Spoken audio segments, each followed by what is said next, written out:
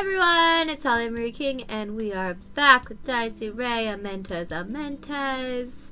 There's a killer on the loose. Ooh. I'll find out what's happening, because I still have no clue. Kasumi grabbed my hand and forcibly intertwined our pinkies. Never thought I'd be engaging in a pinky swear at this age. Next time something happens, be sure you tell me about it. I didn't want more stuff that I felt uncomfortable talking about to happen myself. I was more than over that sort of thing. Unfortunately, I always seemed to have bad luck keeping those sorts of promises. So this pinky swear instead seemed ominous to me, like it was a portent of some misfortune to come. I couldn't shake that feeling for the rest of the night. After eating dinner, I headed straight to bed. And as soon as I fell asleep, it began. The crimson dream of the guillotine. It's the guillotine dream again, guys. Here comes. Indeed, the night was red. A beast lurked in the city. Most beasts were of a nocturnal nature, so it was only natural the hunting of this one took place during the night. And thus the night was stained crimson, with fountains of blood, with dripping pieces of meat, with shattered bones, with the fading embers of life. Thus the beast satisfied its hunger, slaked its thirst, in an endless cycle of limitless gluttony. It continued devouring its prey. However, there were also those that hunted such beasts, or perhaps it would be more accurate to describe this kind of phenomenon as a mutual predation instead. They're here. Oof. A beast in the form of a young woman spoke, a grim expression on her face. She was one of the hunters, but she was fundamentally no different from her prey. Indeed, they were one and the same. They both have become beasts through the same obscene method, and took to the hunt for the same reasons. Two beasts of the same forest. If there were a difference to be found between them, it was her youth. But in this case, youth did not equate to inexperience. She had killed far more than the older beast before her. Thus, she had no intention of pursuing her prey at the current time. For now, she would simply step back and observe the situation, waiting for her prey to build experience and mature. She yearned for the day her prey's fangs would grow sharp enough that she could no longer manage them. Let it be said that she was not overestimating her own strength. This was her earnest desire. The hunt would be but a mere farce if her prey was feeble enough to fall to her alone. After all, every one of her hunters was a monster, forged in the flames of hell. Her prey needed to be strong enough to hold its ground against all of them together. Well, it doesn't seem like, unfortunately. Her words earlier did not speak of her prey's arrival. Her comrades, the hunters, had arrived instead, and thus she understood. The odds of the prey managing to reach their level were so low that they might as well have been 0. Ooh. There was no one to be seen in the area. Her comrades hadn't made their presence known through sight or sound, but she could feel them there. Even if one is asleep, he or she is likely to awaken if several people enter the room, simply from sensing their presence. This was a similar phenomenon. The room that was Suwahara City suddenly felt very cramped.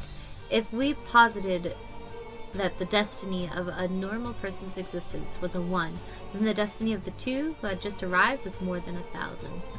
There could not be no doubt that these monsters had devoured more than 1,000 human souls. These were man-eaters who were far beyond the level of any mere serial killer. They could no longer be called human in any sense of the word. Ah, but this was perhaps to be expected. It meant only that they had come prepared. They had made effective use of the past 60 years, it would seem. She had no trouble telling exactly who had arrived. Who could forget such tainted, such utterly abominable souls as theirs? God. Before the words, "These two are the absolute worst," could pass from her lips, the girl remembered that the descriptor, the absolute worst, applied to all of them just the same, and held her tongue. Anyway, welcome to Shambhala. Welcome. I have been awaiting you two. A man garbed in a priest's cassock offered his greetings. First Lieutenant Bay, Warrant Officer Melius. It truly has been a long time. You haven't changed at all. A common expression, yet true nonetheless. His voice was calm, even comforting. In contrast, the two beings received his greeting emitted a presence that could only be likened to that of a natural disaster. The sick stench of blood hung in the air. The pungent aroma of gunpowder filled the area. The entire world around them reeked with the rotten stench of murder. These were the odors of madness. These were the odors of calamity. These were the odors of demons. The beings gathered atop this bridge were, without exception, utterly removed from the constraints of normalcy. Ha! One of the two guests, a young man, sneered at the priest's words. So, what you're really saying is that we haven't improved at all since the last time, eh, Christoph? You'd better watch your tongue or you're gonna end up dead in a ditch, you bastard. The man's language could hardly be called refined, but he spoke with a grin. The priest returned his own faint smile. The man's skin was fair, too fair to the point of being inhumanly pale, as if he was cut from wax. However, he did not give off an aura of weakness or sickliness. Far from it. He possessed a certain limber poise, almost reminiscent of a python or other great reptile. In contrast, a pleasure to see you, Father Christoph. You really haven't changed a bit, have you? You must have been slacking. The sweet voice that resonated next belonged to a young woman, every bit as charming as her voice would suggest. She looked completely unfit to this sinister place. In that sense, she could have been said to give off the strongest impression of any of the creatures gathered atop the bridge. She served as an excellent example of the old adage that every rose had its thorn. I have been leading a secluded life for a while, you see. It is true that I am perhaps not the most proactive, but I do have my reasons. If you seek to hold me accountable, I can provide an explanation. Hell no, we've known you long enough. Enough with the formalities. All I want to know is one thing. Who's the Shambhala right now? Leonhard Sonnenkind of Babylon and Tubal Cain. Including the two of you, that makes 6. I myself will not move for another 4 or 5 days. Why? I've been told that the elderly should mind their own business, you see.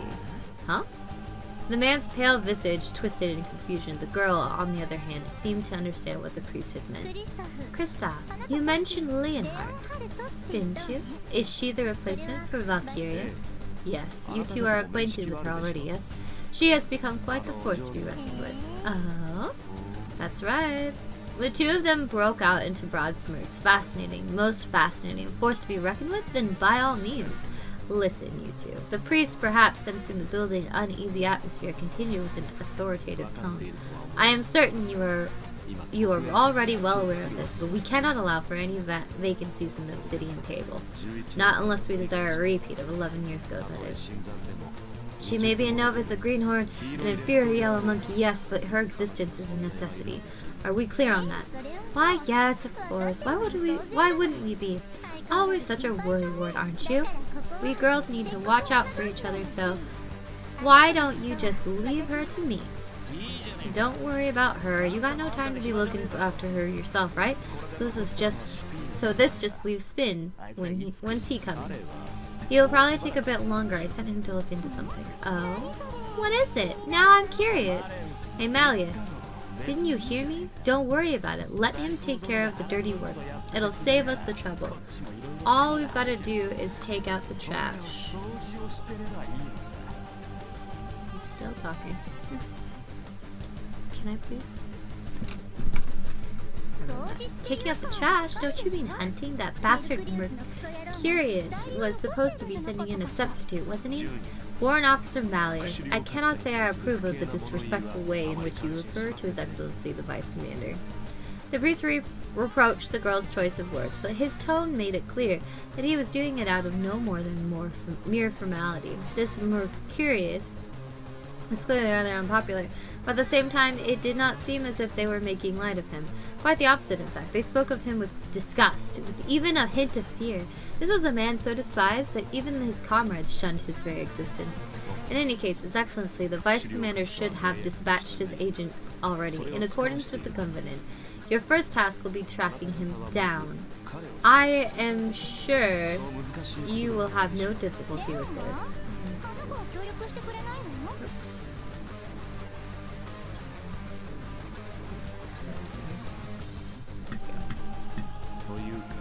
I'm sure you will have no difficulty with this. What about Leon? Isn't she going to help? Rather, I have entrusted her with full dominion over this matter. Please try to ensure that she maintains face. Think of it as helping a new recruit gain experience on the battlefield. I see. Roger. Looks like things will get fun around here. Now then, the priest's tones shifted. The two new arrivals knew it was time to cease with the charades. The look in their eyes grew serious, grim. The very atmosphere around them took on a grave intensity. These were no mere thugs, no mad dogs of war lost in their own power. These were soldiers. The Obsidian Round Table would tolerate no less. The priest spoke. Thou art bound not by evil, shackled not by sin. Thou art free from chains, above taboo. Thy Lord and Master hath guided thee to this battlefield so that thou can lay waste to his enemies with steel in hand. Kill the men, kill the women, kill the children and the aged. Kill dogs and horses, cattle and asses and goats. Leave none alive. Waver not, discard thy fear, strip thyself of doubt, for thou art knights. The legion of the beast, God forgives thee, and so shalt I. Thy Lord forgives all. Ye who pride thyselves as the beast's fangs and claws, proudly declare thy names. Wilhelm, Ehrenberg, Rusalka Maria Schwaglin. Sorry if I butchered that. Thy honor shall be thy loyalty. Our honor shall be our loyalty. I bless thee here in the name of Valeria Trifa Christoph Lohengrin, number 3 of the Longinus Dreisen Order's Obsidian Round Table. After a brief pause, the ceremony had drawn to a close. The three spoke in unison. Sieg Heil Victoria. I'm not gonna remember that. Why'd I write that? Oh, whoa, whoa. Hey, I did things. I don't... Swastika? Did I finish? I finished a chapter. What does that mean? I unlocked another story. What just... Alright. Well, you know, that means I'm ending things here. Something changed. We're gonna save. What is it? Alright.